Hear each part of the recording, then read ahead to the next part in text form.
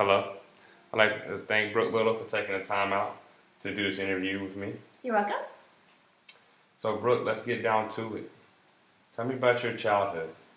I was born and raised in Grants Pass, Oregon. It's a real small country town in the kind of southwest part of Oregon, about an hour and a half from the California border. I have two brothers that are older and one that's younger, so I'm the only girl. And most of them still live there or are relatively nearby there. But I grew up there, lots of outdoor stuff to do, lots of mountains, rivers, and lakes, and fun stuff like that. Okay.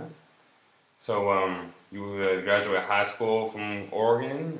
Or? Actually, no, I didn't. I was born and raised in Oregon, but I actually moved to California when I was 16. My grandparents had recently moved there to Pismo Beach, and my grandmother had a heart attack. I went down to help them out for a couple weeks, and then I loved it so much that we called and begged that my parents let me stay there, and surprisingly they did. So I actually graduated from high school there and stayed there for them. So, after graduating high school from California, did you attend college in California, or did you go back to Oregon? Or?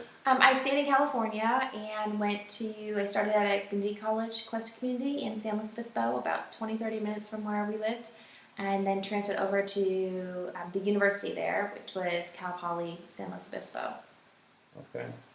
So, you graduated from Cal Poly. What was your degree in there? I got a degree in international financial management, business degree.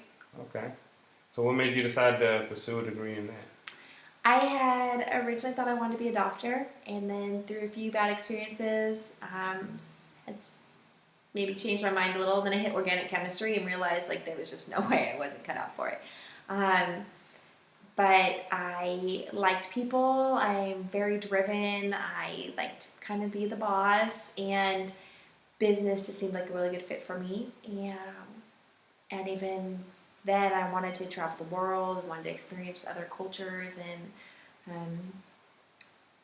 obviously the international portion of finance allowed me to do that. So it was a good paying job with the opportunity to see the world. At least that's what I thought at that time. So that's why I went in that direction.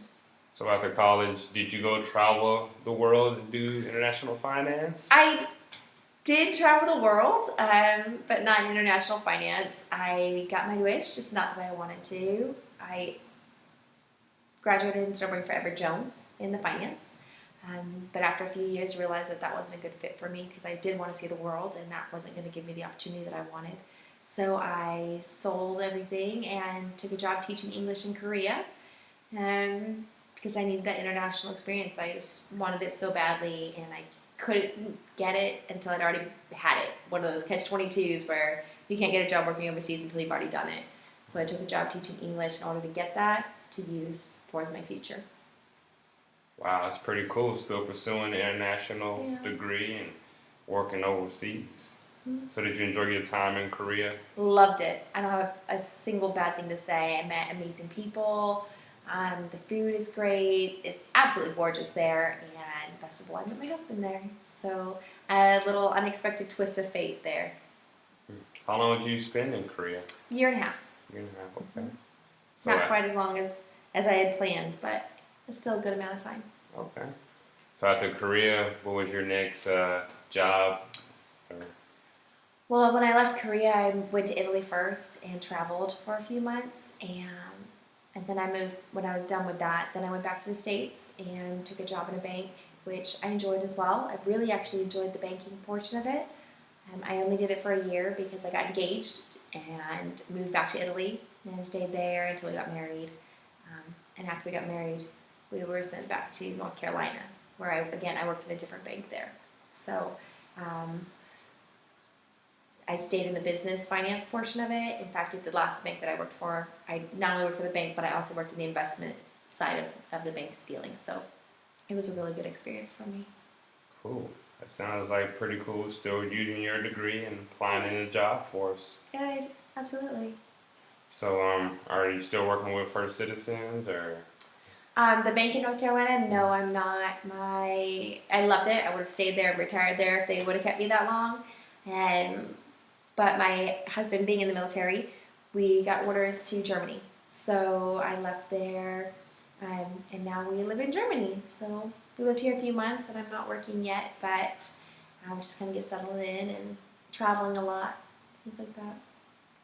Wow, so it sounds like you moved around from Oregon to California, Yep. Korea, North Carolina, now Germany. Yes.